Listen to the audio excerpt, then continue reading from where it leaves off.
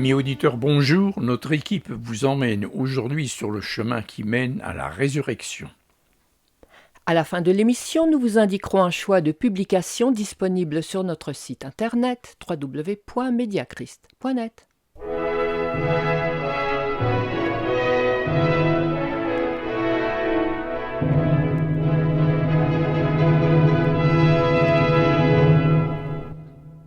Chers amis auditeurs, lors de notre dernière émission, nous avons été intrigués par la lettre de Paul aux Philippiens au chapitre 3, les versets 8 à 11, dans lesquels il considère ses œuvres comme de la boue, comme moins que rien. Certaines traductions disent même comme des ordures. Nous avons expliqué cela par la puissance du péché. Le péché est le grand responsable. Il s'installe en nous confortablement et fait des ravages. Alors on perd de vue le caractère urgent et fondamental du sacrifice sanglant de Jésus. Et quand mes mérites concurrencent ceux du Christ, c'est malheureusement le Christ qui finit par s'effacer et perdre du terrain. Et moi, je m'enorgueillis. Oui, la foi chrétienne peut mourir si l'on perd de vue la manière dont le péché nous contamine et nous nuit tous les jours. Alors même nos plus belles œuvres restent de la boue. Du reste, Ésaïe dit au chapitre 64, verset 6 « Nous sommes tous comme des impurs, et toute notre justice est comme un vêtement souillé. » Vous voyez, ce que Paul révèle aux Philippiens n'est pas une nouveauté. C'était déjà enseigné 10 siècles avant lui. C'est une vérité fondamentale de la Bible. Les êtres humains ne peuvent pas être assez justes pour obtenir l'agrément de Dieu. Depuis la chute dans le péché, nous avons comme une seconde nature, une seconde peau qui cherche à minimiser le péché et à se glorifier des œuvres. Voilà pourquoi le psaume 19 pose la question au verset 13. Qui connaît ces égarements ? Pardonne-moi ce que j'ignore. Oui, le péché est tellement sournois qu'il nous arrive de pécher sans même le remarquer. Le bon exemple est l'histoire de Pierre, quand il essaya de dissuader Jésus d'accepter la mort. Il croyait bien parler. Il voulait faire la plus belle proposition à son Seigneur. Et pourtant, c'était une idée du diable. Pour toutes ces raisons, faisons comme Paul, efforçons-nous de considérer toute chose comme de la boue afin de gagner Christ. Écoutons comment il en parle. Je regarde toute chose comme de la boue, afin de gagner Christ et d'être trouvé en lui, non avec ma justice, celle qui vient de la loi, mais avec celle qui s'obtient par la foi en Christ, la justice qui vient de Dieu par la foi, afin de connaître Christ et la puissance de sa résurrection, et la communion de ses souffrances, en devenant conforme à lui dans sa mort, pour parvenir, si je puis, à la résurrection d'entre les morts. Beau texte marqué d'une formidable pertinence. Si nous voulons vraiment être consolés de tous nos péchés, et même de la boue qui colle à nos œuvres, il faut que Christ règne dans nos cœurs et y occupe une place de plus en plus grande. Car notre joie d'être sauvés et de vivre ne peut venir que de lui seul. Il faut que Christ soit notre gain, notre consolation sublime, la force qui nous sauve totalement et qui nous ressuscite. La force qui nous console du péché, de la mort, du diable et de l'enfer. Il faut, comme le dit l'apôtre, que nous grandissions dans l'excellence de la connaissance de Christ. Beaucoup de gens connaissent Jésus comme un grand homme, un génie du bien, un être qui n'a pas hésité à aller jusqu'au don de soi-même pour faire triompher la justice. Pourtant, ils n'en tirent rien pour eux-mêmes. Ils ne reçoivent pas les vrais biens de son sacrifice et de sa mort. En évoquant la passion de Jésus, certains sont capables de pleurer avec lui, de souffrir avec lui, de communier à ses souffrances, disent-ils.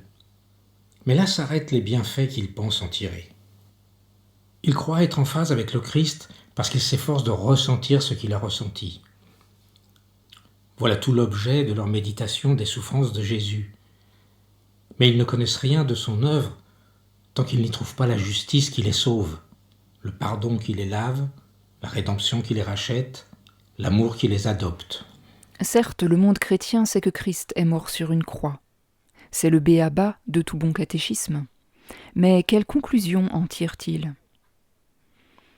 Nous-mêmes, habitués à entendre que Christ est mort pour nos péchés, nous ne savons pas toujours jusqu'où va cet amour du Christ, et quel profit nous devons en tirer. Souvent nous sommes comme un enfant qui se trouve soudain héritier d'une grande fortune, mais ignorant encore la valeur de l'argent, il ne se rend pas compte des possibilités de sa richesse, ni des avantages qu'il peut en tirer. Quel chrétien peut dire qu'il tire du Christ tous les jours de si grands trésors qu'il reste ferme et joyeux contre le péché, l'enfer, le diable, les afflictions du monde, les épreuves et la mort? Mes amis, soyons sérieux. Il suffit d'un péché pour nous désarçonner. Il suffit d'une contrariété pour nous désemparer. Il suffit d'une épreuve pour nous ébranler. Souvent nous sommes comme les disciples. Ils venaient d'affirmer « Tu as les paroles de la vie éternelle ». Et quelques instants après, ils abandonnèrent Jésus comme un moins que rien. Paul insiste. Sa préoccupation constante est de connaître Christ. Or, connaître Christ, c'est connaître toute son action, en particulier tout ce qu'il a enduré pour nous, son sacrifice et le témoignage brûlant de son amour sans limite. L'Évangile précise que son âme a été enlevée par l'angoisse. Jésus est mort d'avoir eu trop mal. Il a été abandonné par son Père à cause du poids des péchés, de nos péchés, les vôtres et les miens. Nos péchés lui ont fait très mal, mais il a voulu souffrir pour que 3 terribles afflictions ne puissent plus nous blesser, le péché, la culpabilité et la condamnation. Paul nous demande de nous exercer par la prière, par l'Esprit Saint et par la méditation à en tirer des consolations toujours plus fortes. Il faut que Christ devienne toujours plus fort dans notre foi contre le péché, le diable et la mort, pour nous sentir, grâce à lui, de plus en plus vainqueurs. Il veut que cette force nous accompagne tous les jours et nous fasse tout le temps un bien immense. Bref, il veut que nous connaissions l'extase que donne l'Évangile. Paul veut aussi que la résurrection de Jésus nous donne le sentiment très fort d'un Christ vivant, tous les jours avec nous, partout où nous sommes, et qui nous donne la victoire sur toute chose, même dans les moments les plus sombres. Car notre Sauveur veut vraiment être au centre de nos vies, au cœur de nos misères et de nos larmes pour y faire fleurir toujours plus de victoires, de consolation et de joie multipliées. L'apôtre veut que le Christ habite si fort dans sa vie qu'il va jusqu'à dire « Je veux être trouvé en Christ et le connaître, et connaître la communion de ses souffrances, en devenant conforme à lui dans la mort, pour parvenir, si je puis, à la résurrection d'entre les morts. » Quelle force dans ses propos! Il veut dire que comme Christ s'est livré à la mort avec confiance, sachant qu'il en sortirait victorieux, nous aussi, nous devons marcher confiants dans la souffrance, l'épreuve et la mort, sachant que nous ne serons jamais abandonnés, mais que nous parviendrons assurément, grâce à lui, à la vie éternelle. C'est ainsi que la foi, qui se fonde sur le Christ, triomphe de tout et devient dans la vie du chrétien une force joyeuse qui le fait dire à la fin de sa lettre « Je puis tout par celui qui me fortifie. » Paul vient d'insister sur la nécessité absolue de la foi. Sans la foi en Christ, on ne peut pas être revêtu de la justice du Sauveur. Alors j'ai une question qui me taraude. Pourquoi l'apôtre écrit-il au verset 11 ? Pour parvenir, si je puis, à la résurrection d'entre les morts. Je ne comprends pas cette restriction, si je puis. Eh bien non, il n'y a pas de contradiction. Paul n'a pas cessé de préciser qu'on ne peut être sauvé que par la foi. Et s'il précise « si je puis », c'est justement pour cela. Autrement dit, si je reste dans la foi. Le chrétien qui s'éloigne de la foi perd le bénéfice du sacrifice du Christ. Il y a pour le salut une restriction, et une seule, l'incrédulité. Celui qui ne tend pas la main pour recevoir l'offrande du Christ n'est pas sauvé. Alors, chers amis, regardons toute chose comme une perte. Nos biens, nos qualités, notre confort, notre vie, nos projets, afin que Christ soit au cœur de notre vie, notre plus forte consolation. Plus nous sommes faibles par nous-mêmes, plus la puissance de Christ repose sur nous. Et maintenant, une question. Christ est-il vraiment au centre de ta vie, de tes réflexions, de tes consolations, de tes prières, de tes méditations les plus joyeuses ? Et en tires-tu des forces et des certitudes de plus en plus convaincantes et de plus en plus triomphantes ? À Pâques, nous avons célébré la résurrection du Sauveur. Maintenant, avec Paul, nous voulons nous aussi parvenir à la résurrection au dernier jour.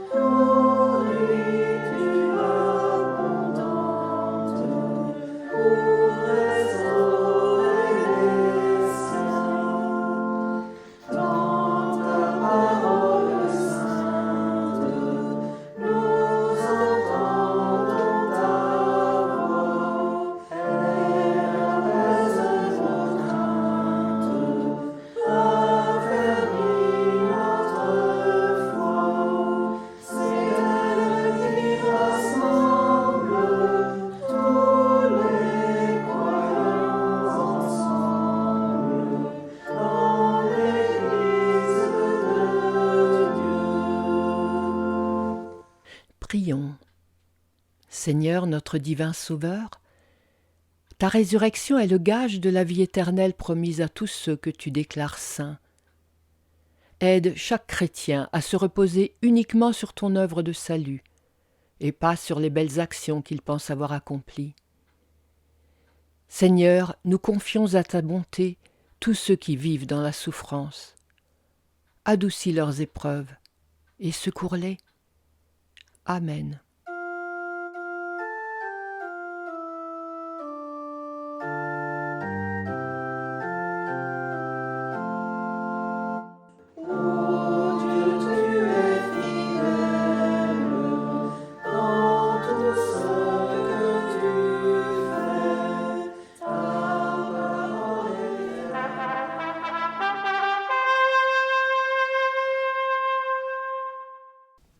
Douter, toujours douter, c'est un vrai poison le doute. Et il touche tout le monde, même les croyants. Alors quand je doute, je fais quoi ? Eh bien, tu consultes le mode d'emploi. Ça existe ça ? Un mode d'emploi pour croyants ? Tu ne m'as pas laissé finir ma phrase. Je voulais dire, consulte le mode d'emploi du divin fabricant. C'est de la Bible que tu veux parler ? Gagné. C'est bien la Bible qui est la seule capable de dissiper les doutes concernant tous les projets divins. Pour t'y aider, il existe une brochure intitulée « Dans le doute, consultez le mode d'emploi ». Vous la trouverez sur notre site internet www.mediachrist.net. Voici donc la sélection du jour. La brochure « Dans le doute, consultez le mode d'emploi ». Notre magazine Amitié luthérienne et notre cours biblique par correspondance vous sont offerts. Adressez-vous à notre site internet www.mediachrist.net ou retrouvez-nous sur YouTube. Vous y trouverez tous ces renseignements, un catalogue de nos publications et d'autres informations. À bientôt.